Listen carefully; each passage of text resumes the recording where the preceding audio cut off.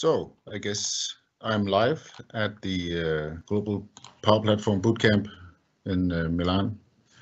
And this session is for the ABCs of the Power BI REST API. I'm just going to check that we are live as expected. Yes. And this is usually a 1 hour session that I give, and I will try to compact it into the 45 minutes that I have here. So I'll just kick off as quickly as possible. So just a short bit about who am I. My name is Jens. I work with Catman Solution based in Copenhagen, Denmark. We do retail business intelligence as a service. I've been working with MSBI since 2003 and have been, kind of around different places. So working with logistics, healthcare, government, in those kind of areas. I've been working with Azure Data, Power BI, C#, IoT, and Powershell. There's a link to my blog connection via LinkedIn, and I tweet, and there will be contact info at the end. So just the recent addition of customers to our service. So we provide point of sale data business intelligence solution to retail suppliers like the ones you see here, and they just send us over the data, and we process it in our ETL engines and expose it in Power BI reports for them. So all they have to do is actually just log into Power BI and then browse the reports that either they or we create. One of the things that we did as a special treat during the Danish lockdown last year was a Danish lockdown report, so they could see the sales value by week. And as you notice, this one is spiking in week 11, where the Danish lockdown was actually affected. And the one thing that the Danes were shopping at that point was toilet paper. So it's funny to work with data like this. You get all kinds of insights on top of that data. We also do online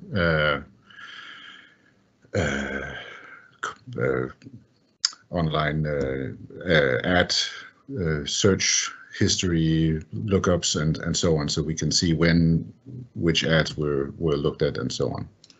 But we try to, compress more and more data into our Power BI model, and currently we have about 35 different sources that we can integrate with in the same model. So we're off to a good start and getting there, and Power BI is the tool that helps us, lift the heavy weight at the end.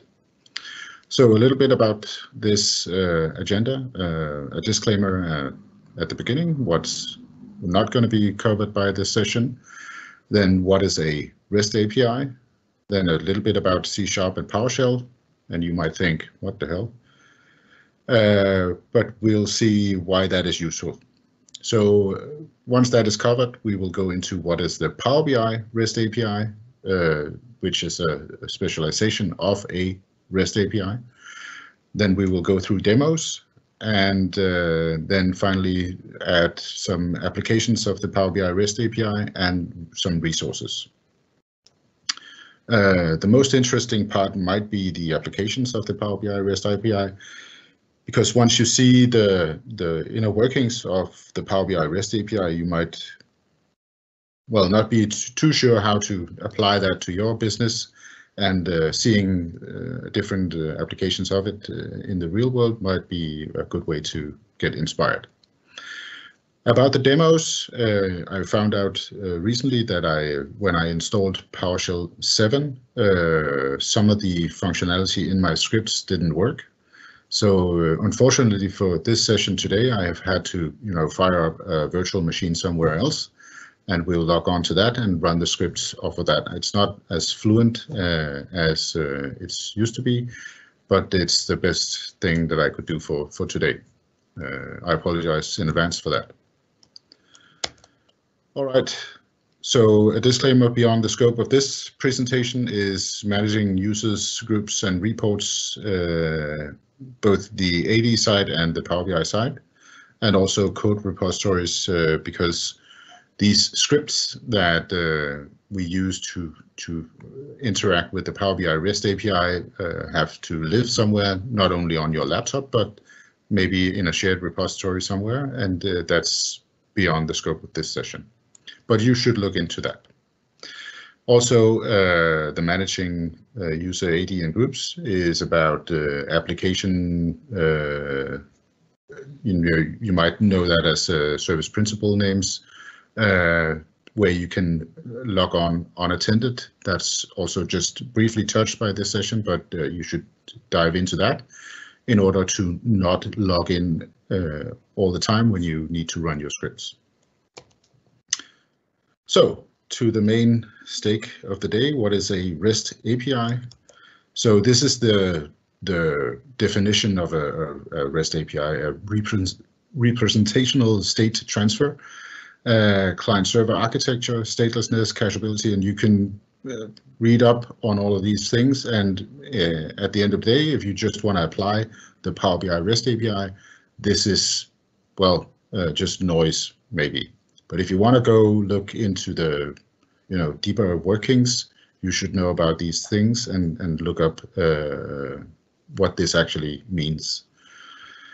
But the anatomy of a request is important to understand what is a REST API. So a REST API exposes an endpoint, and for the Power BI API, it's this URL, and it is not a you don't have to replace myOrg. myOrg is actually part of the request endpoint, and it also exposes a number of methods. So you can hit this endpoint with a number of methods. So get, post, delete, and we will not cover patch, put, connect, options, and trace, which are also available for different operations.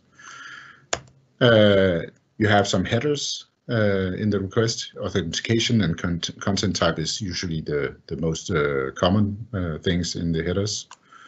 And lastly, the data. So the body of the request, represented by JSON, is the final piece of the puzzle.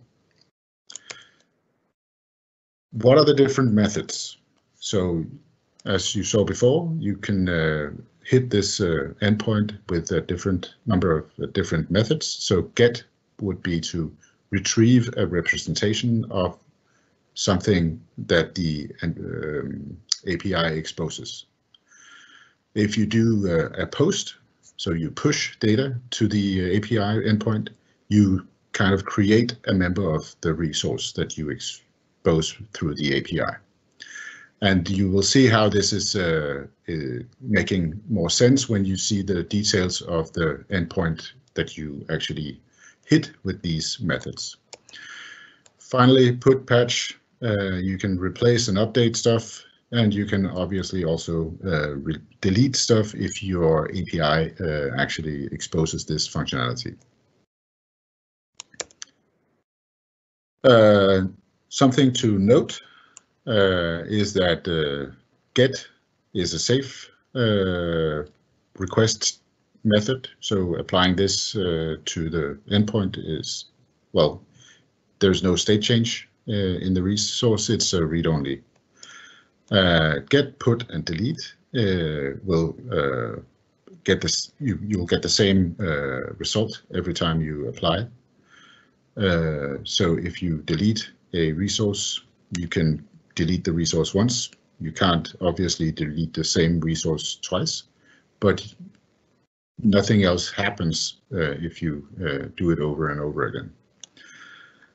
Also, get and post are cacheable, so they are allowed to be stored for future reuse and faster responses and so on.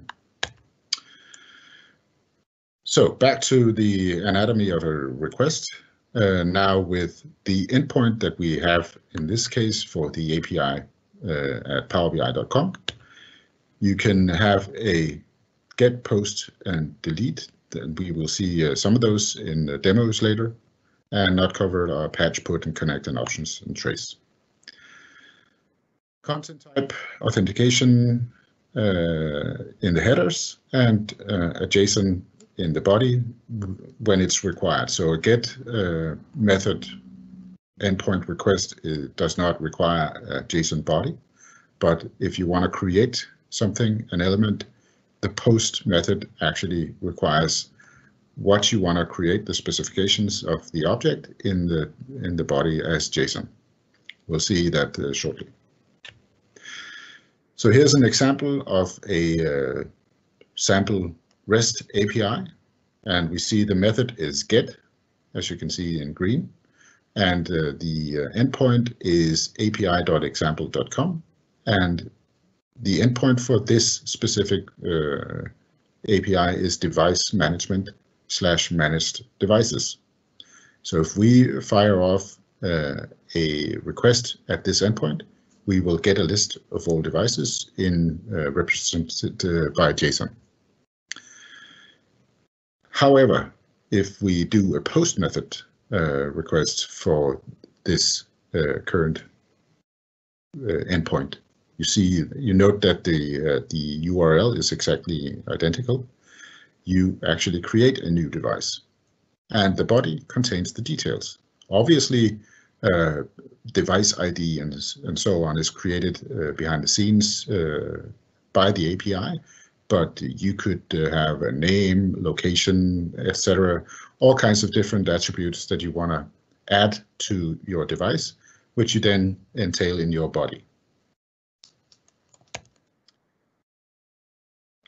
Also, if you want to get the specifics for a given ID, you add that to the end of the API request URL. So you have the same URL as before, just added with a dash or / ID at the end.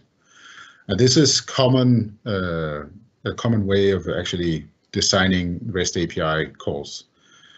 So by querying this top URL, we get the details of the device by that ID as JSON in return.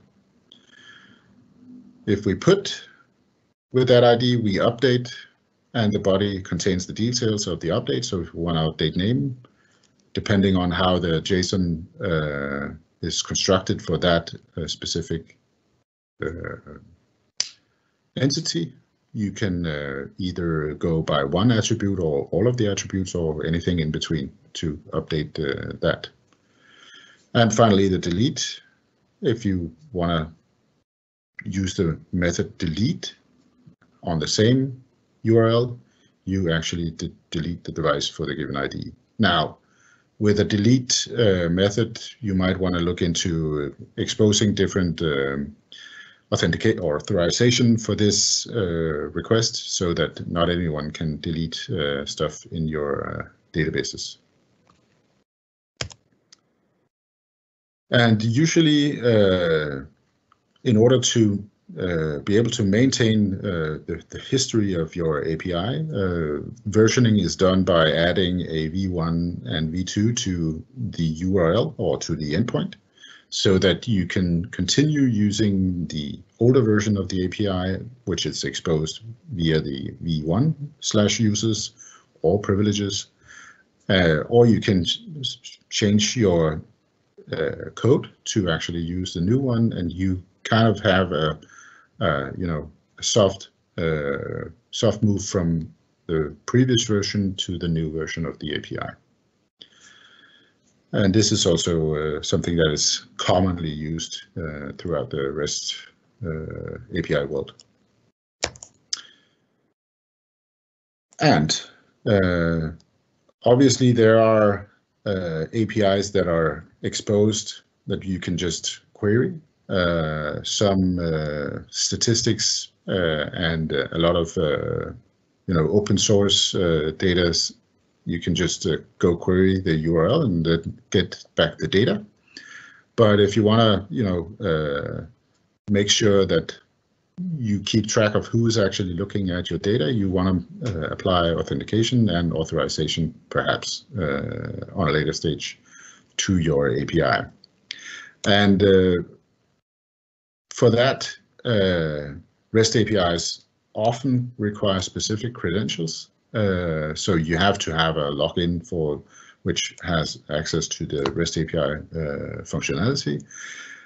The Power BI REST API does, so you need to log in order to actually query the REST API. Also, that is how the tenant is determined, so you log in to a specific tenant.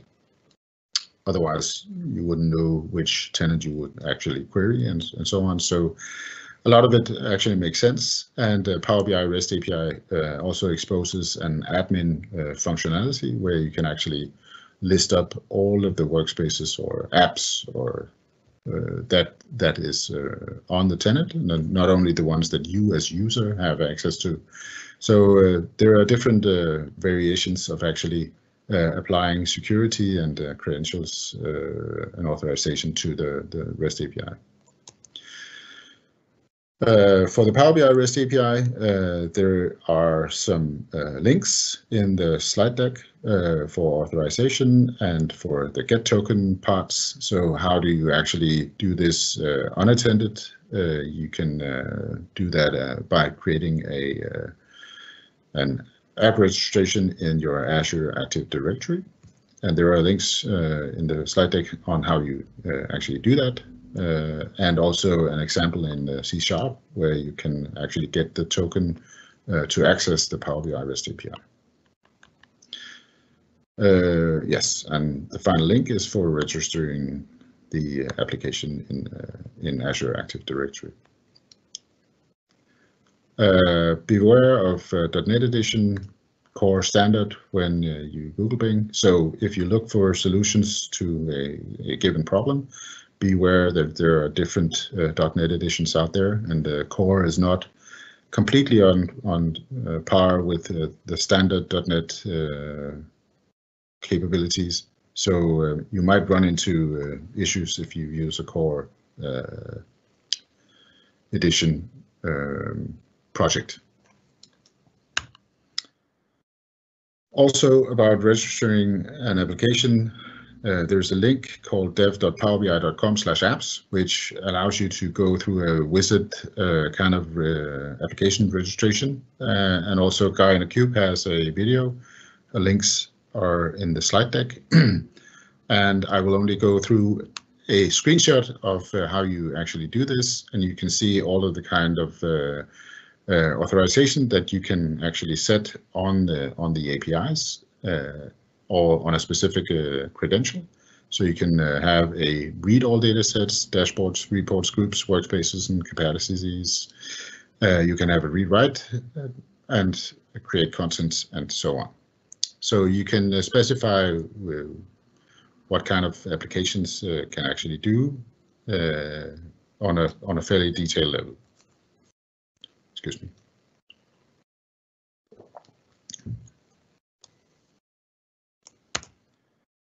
So before we dive into the Power BI REST API, I just wanted to check if there are any questions.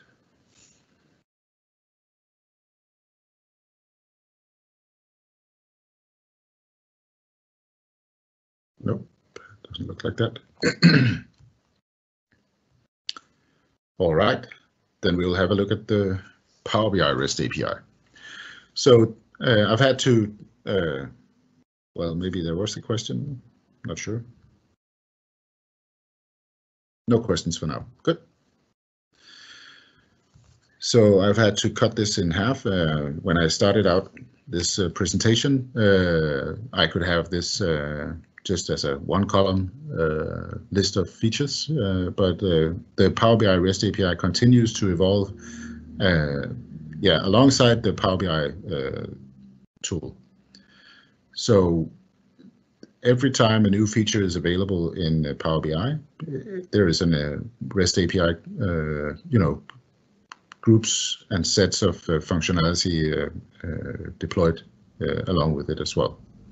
So these are the different areas that the Power BI team has grouped things into.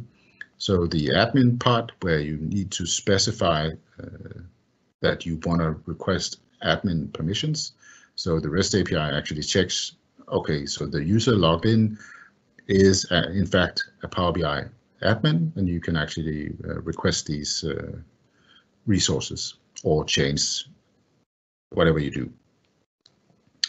All the others just requires an ordinary access if you log in with your own user. And as we saw before, you can set on application registrations what kind of REST API calls they can execute. So apps, available features, capacity, dashboards, all of the areas are covered in here. We will have a look at a few of them, and by looking at that, you will get an idea of how all of this actually works. So now I see the template has messed a little bit with my link at the bottom, but there's a link for the Power BI embedded REST API, because that's a different set of API requests that you need to go through for that, just so you know. Now, PowerShell in C# is where you might think, okay, so I thought this was a Power Platform event, and I might be saved a little bit by Power being part of the name of PowerShell. But this is actually something that you should look into if you like in the session before and the one before that is administering a lot of resources in Power BI, because these tools can actually help you automate a lot of stuff. As an example, we have a good 65 customers with around 2,000 users, and we need to manage both content in the workspaces that they create and also users getting access and so on. So we use C# and PowerShell heavily to assist us in doing that.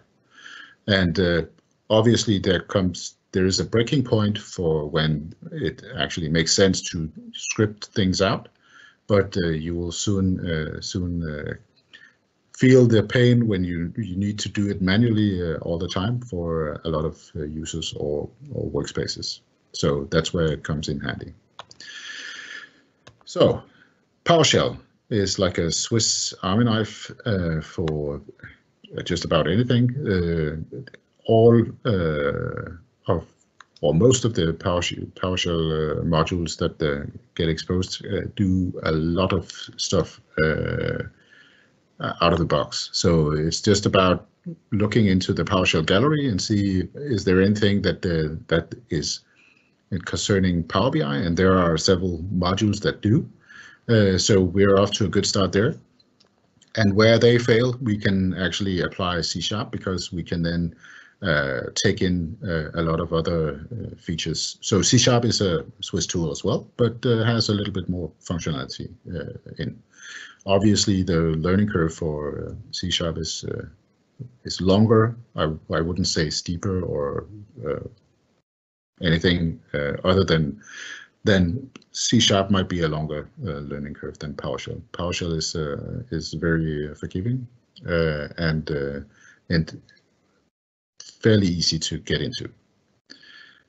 Once you get to the really complicated part, you might want to contact Rui from early on. So this is an example of calling a PowerShell or a REST API, just any given API from PowerShell. And as you can see down in the low part, now I'm trying to use Zoom it to actually zoom in here. And if you see this,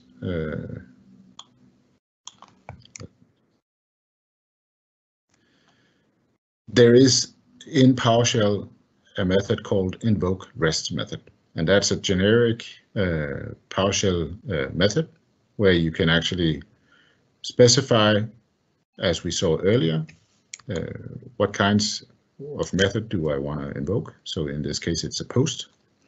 So that also implies that I have a body to give to the request as well, and we add that in here. And the URL is combined of these elements, and we put that in the URI for the function here. And also credentials, yeah, well, we set something earlier where we put in the credentials. And since all of these requests actually produce an output in the cases of a get, they produce substantial amount in some cases of JSON, and in this case it will just probably return OK, and we output that into a file. That's also an option for this invoke REST method call. So as you can see, with a few lines of code, we can actually invoke very powerful things. So PowerShell also lets you read files, so you can loop around this. If you have a CSV file with some information that you want to, create users or something like that, you can actually invoke that and replace the file every time you have new users and so on. So I hope you can see the power of that. An example in the C# department where you start off by initiating a HTTP client, and you have a URL, which is the endpoint, as the base address. And then this is where C# takes off. You have to know your class libraries. So you have a default request header, accept, and add, blah, blah, blah, blah, blah, and so on. But you will get to those in the examples, and Google is your friend in this way. There's a lot of examples out there, and you can easily spot where you need to interchange with your specific values and so on. But this is just to show that there are different ways using PowerShell and C#. Obviously, other languages support this as well, but these are the most common in the Microsoft world, so that's why they are part of this presentation. Right, and Powershell, I've noticed a spelling mistake, but let's get on with that pretty quickly. So I will now just go to the virtual machine in order to execute, and I hope you see this virtual machine. Did you, or did you not?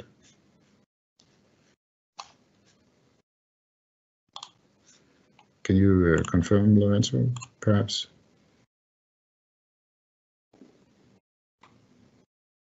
Good. Well, I have no red frame around it, so I wasn't too sure if it's presented. So the first thing that I want to do,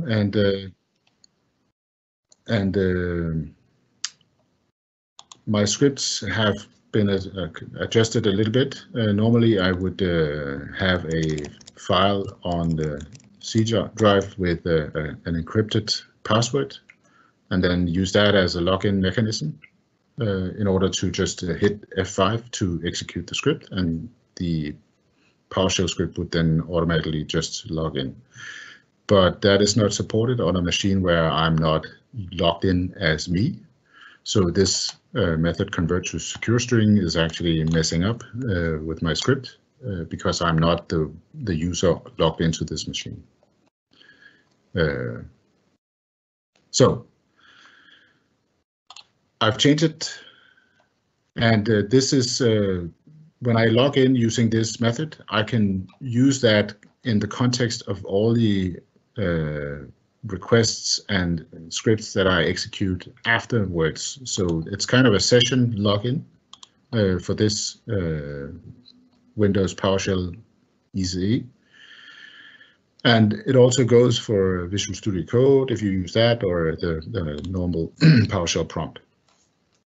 But in this case, I'm just going to execute the script. I get credentials, and there's a PowerShell way of actually saying you need to put in your credentials. I help it a little bit by typing in the message password and then the username up front, so I don't have to type all that. So now we see that I'm actually logging in as our own support unit in a specific tenant of ours. The tenant is also applied here with the credentials that I type in here. So now I'm prompted for a password for this account. And now we can see that I logged in. I've created an authentication header, and I get a token back from this pbix auth token with my credentials, and I could write out that token and do with it what I wanted, but I'm adding it to the header, and these headers are used throughout the next scripts that we execute in here. So the first one was get available features, and as you can see, here is the REST API endpoint that we discussed earlier on, and now it exposes an available features extension. This available features extension also supports filtering capabilities. So when I apply this, I'm only looking for the feature name automatically push app to end users. And as you saw before, this invoke REST method with this URI and the headers that I created in the login prompt, they are still present in this context. And I have a get method type, and this request all returns kind of an object, and on that object there's an attribute called state, and the feature is printed out here, so I'm actually putting the value of state into feature and then outputting it here. So let's have a look, and we can see down in the bottom here that what I get is enabled. So automatically push app to end users is enabled for this tenant, which is something you can set up to track and so on. But I could also call it without any filtering capabilities. So let's execute that, and we can see that the 4 different features that is settable on the tenant: CDSA, embed trial, automatically push app to users, and publish app to entire organization. We can see the states and the extended state. So that's how you can track all of those things. Well, we're off to a bit slow start. We can also get the datasets of a specific workspace. So in this example, we're back again with the base URI, and we add groups at the end. That exposes kind of the access point to the groups. And what we do here is actually, as you can see, we invoke the REST method with the URI and the headers that we get from the login prompt. And this is a get method. So we get a value back from this invoke REST method. Now, in PowerShell, we have options to actually refine and do stuff with the result once we get that back. And this piping notation is something that you will find very, very handy when going into PowerShell. So by the object that we get back from this invoke REST method, we select ID and name, and then we hit a where clause where the name matches Diageo and management. So we have a workspace in our tenant called Diageo and some country code and management, and we want to look up that. And so we want to get the groups or workspaces called something with Diageo and management. And then we want to loop through those and actually in here call another API. And you can see the extension to the groups endpoint as we discussed earlier. Now I'm adding the ID of the group, which I get from the above query. And then I add datasets. So I'm actually querying a specific workspace to get the datasets of that workspace.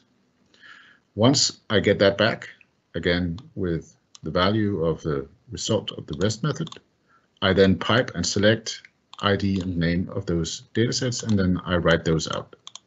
So let's have a look at the script of that. And now we see that these are the datasets that are within the workspace or workspaces named Diageo and management. So we can see that they have a couple of datasets in here. And this one is our main dataset that all of them have. So this is actually incorporating a lot of datasets off the shelf, so to speak, and then they have all kinds of datasets that are more on the fly and ad hoc based on the side. Before that, we can also, as you saw with the method here, get groups. And I can then list all of the groups. And as you can see in the PowerShell specification, I want the ID, the name, and is on dedicated capacity. And finally, I add a where clause where is on dedicated capacity is 1. So I want all of the workspaces that are on the dedicated capacity.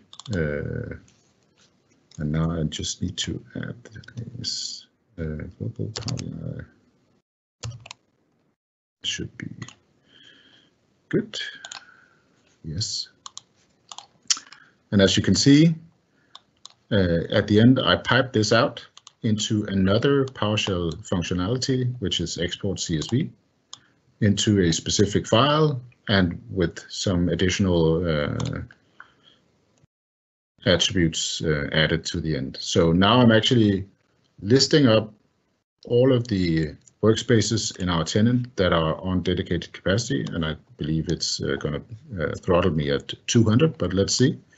And then I'm printing them out, and then I'm exporting them into a CSV file. And I want to save this beforehand. And now we saw them printed out. And also a file created here with all of the workspaces on the dedicated capacity.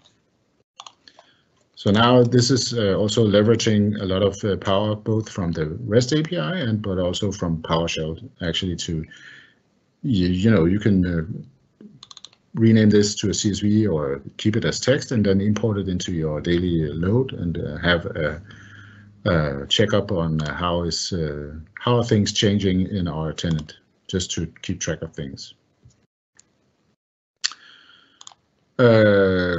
You could also get reports.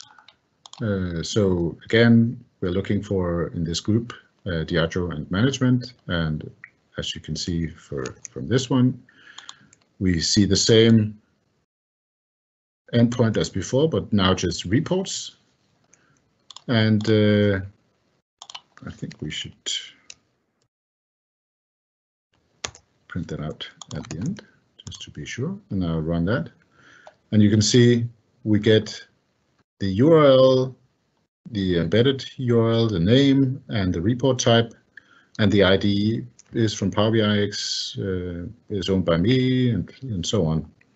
Different data sets, which is a link to, and so on. So we get a couple of different informations from a request to get report, so ID, report type, and so on.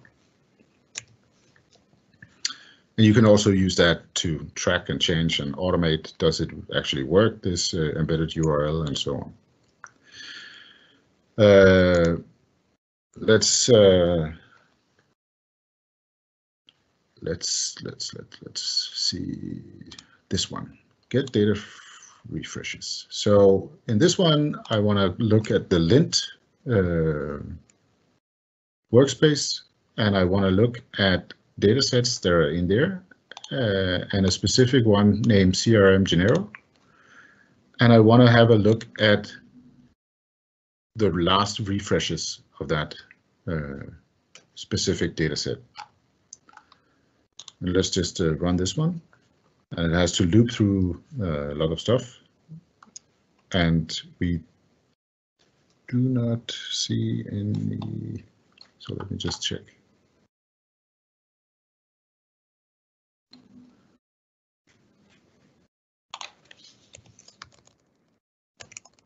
Export that at the end. Let's see if we get something. No, something is wrong. Maybe they moved the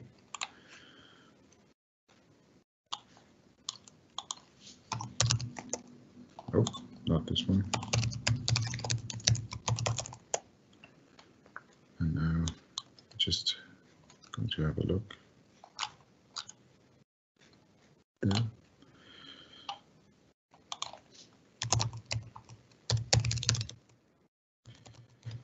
Maybe sometimes the clients move stuff around, and that's maybe my fault to go into production and have a look at that. Yes. So we can see that if I want to go for the lint workspace, and they have datasets. Yeah, so they deleted this dataset, and maybe we can find it. Let's see this one. No.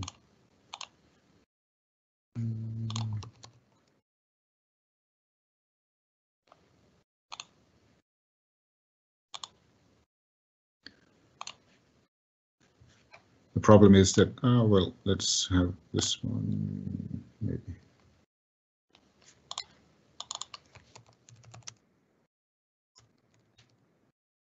And this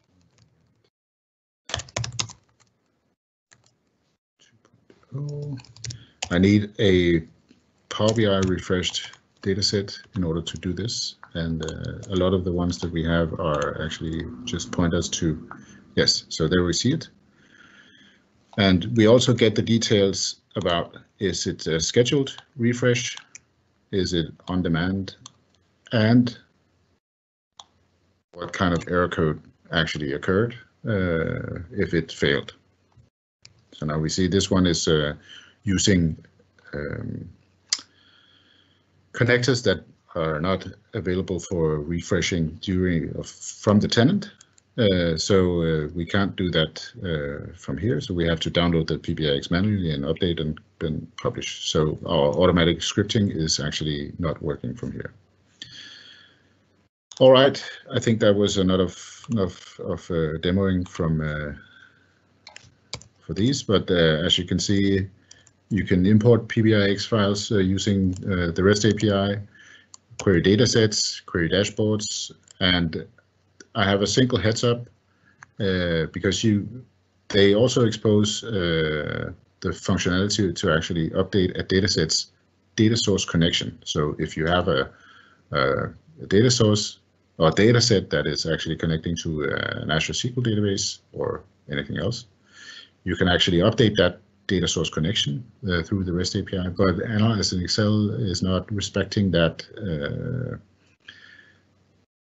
Currently, I know there's a bug going on there, and tiles are not supported either through the REST API. Just a couple of minutes on the applications of the Power BI REST API. ReasorRat has a Power BI helper out, which is a tool that does amazing things, connects to your Power BI premium workspaces and so on, and you can do all kinds of stuff with that tool. It's not only limited to the slide here. You can read in the blog post it's in the resources later on what it actually does for you. As you saw in April 2019, it's not it's not something that is updated. It's a community tool, so it's not updated very often. But you can publish to multiple workspaces, download pbix files, and so on. It's a really nifty tool if you didn't notice. Also, I would usually display some Azure DevOps automatic deployment. There are ways of actually deploying Power BI reports through Azure DevOps, if you don't know that. So you just check in your Power BI files, and then they are automatically, you can do all kinds of stuff, create new workspaces, publish them there and refresh them and so on from Azure DevOps. So you should definitely look into that. You can create Power BI workspaces, remove them, add admins, update connections, and so on. So that's a really nifty tool if you didn't know about it and haven't gone into the automatic deployment of Power BI reports to your tenant. Again, interesting resources, the Power BI helper, and also Romano Power BI PS, which we saw in action today. Is a really helpful PowerShell module, and I guess a little bit over time, but any questions? I'll have a look at the chat. Let me see.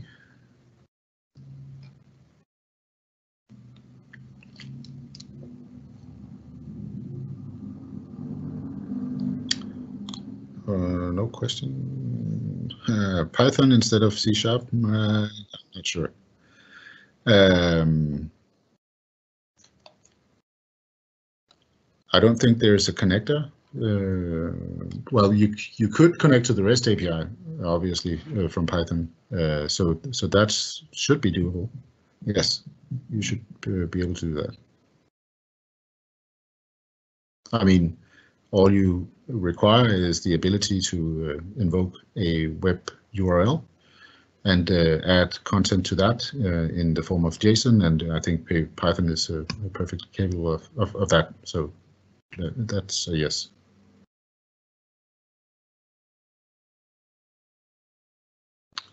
All right. No other questions?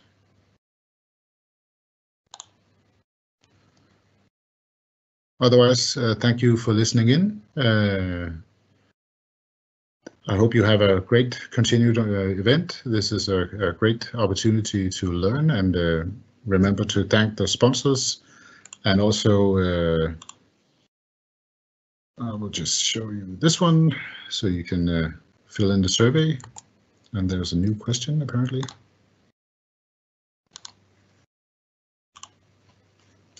Let me just load that up. Nope, that was just thanks. So back to the slide on the survey. So you can fill that in. That's valuable for both the presenter and also the organizers to find out if they want to hire people back. Yes.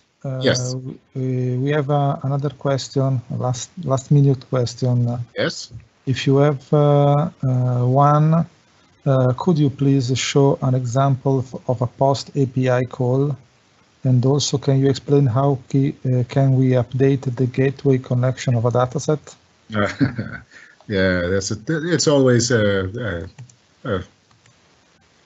fun time when using the gateway. I don't have an example prepared, but let's just quickly go have a look at the. Let me see if I can go to the Power BI REST API.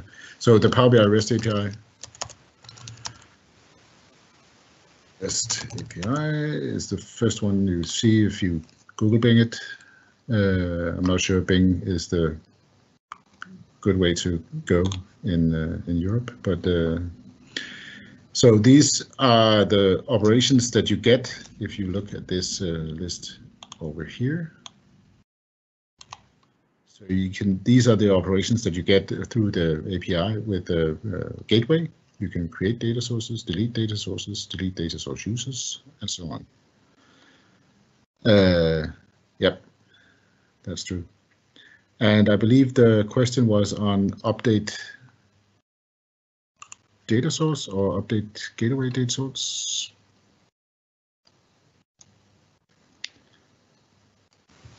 About update gateway connection of a dataset. So the datasets gateway connection.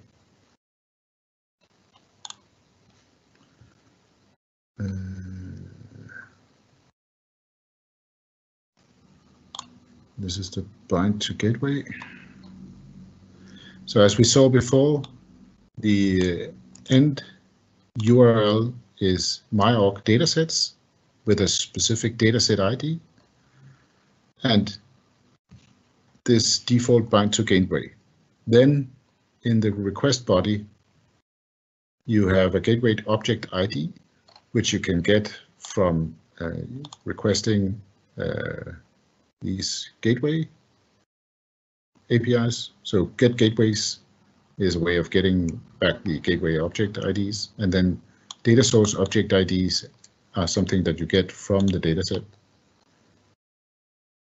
So get data sources, and you can see an example down here. So this is the dataset ID up here, this GUID, and you can also by browsing Power BI, you can also find out what the dataset GUID is. And then obviously the body of the request is a gateway object ID and the ID of the gateway object. So if we want to be quick about that, let's see, do I have one with the, maybe this one. This is a post as well. As you can see in the final invoke here, it's a post. And as you can see up here, there is my groups group ID dashboard, which is the one you want to replace with datasets ID, and then the default bind to gateway. And the body is actually just this one. And that's where I would replace the gateway ID with the actual ID, and then just add that body to the request at the end. I hope this example is relatable to the question at hand. Otherwise, this is the way to look up for details on that.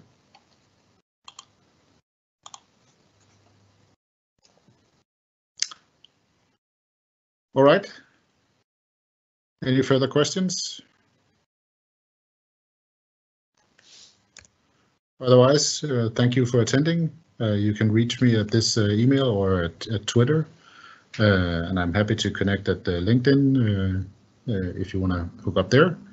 And the Power BI REST API is just a tiny pool of my interest, so which goes from all the way from Azure all the way to Azure Analysis Services, in particular Power BI and IoT and Powershell and C#, all kinds of stuff. So just reach out if you have any questions. Thank you.